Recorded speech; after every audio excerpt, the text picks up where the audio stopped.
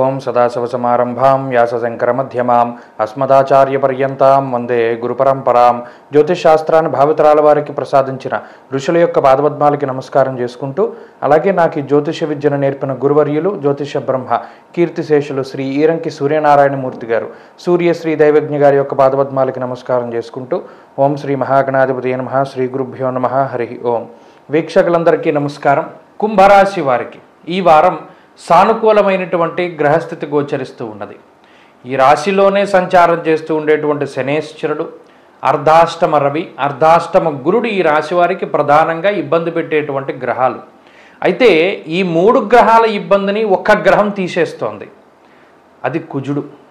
రెండవది రాహువు. ప్రధానంగా ఈ కుజరాహువులతో పాటు ఈ వారం బుధుడు, అలాగే శుక్రుడు, అలాగే చంద్రుడు, ఈ గ్రహాలన్నీ కూడా అనుకూలించడం ఒక అదృష్టమైనటువంటి విషయంగా చెప్పచ్చు. ఎందుకంటే 5 గ్రహాలు యోగించడం అనేటువంటిది చాలా అరుదుగా జరిగేటువంటి సంఘటన. రాశి చక్రంలో అన్ని రాశులతో పోల్చుకుంటే కుంభం వారికి మాత్రమే ఇప్పుడు ఆ పరిస్థితులు ఉన్నాయి. సరే, దీనివల్ల ఉపయోగం ఏంటండి అంటే, ఇటు రాహువు శనిచ్చేటువంటి చెడు ఫలితాలను తీసేస్తారు.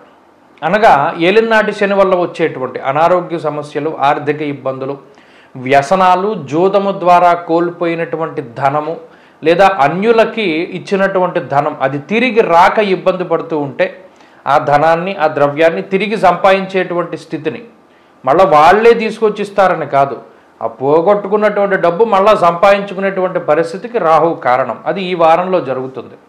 ఇక కుజుడు తృతీయ స్థానంలో, ఆగ్రహం కూడా ధనాన్ని ఇస్తూ ఉన్నది. అనగా విత్తలాభ సదారోగ్య అన్నారు. అంటే తృతీయం అష్టమాత్ అష్టమం కాబట్టి ఆరోగ్యాన్ని కుజుడు ప్రసాదిస్తూ ఉంటారు. అంతేకాక ఆర్థికంగా ఉండేటువంటి స్థిరత్వానికి కూడా ఆయన కారణమవుతారు.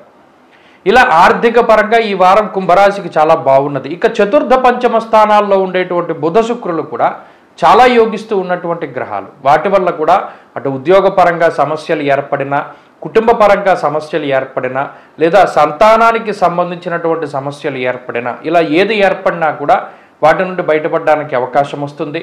అలాగే ఈ వారంలో ఉద్యోగ పరిస్థితులు చాలా మెరుగ్గా ఉన్నాయి, వ్యాపార లాభానికి అవకాశం ఉంటుంది, ఆరోగ్య పరిస్థితులు మెరుగ్గా ఉంటాయి.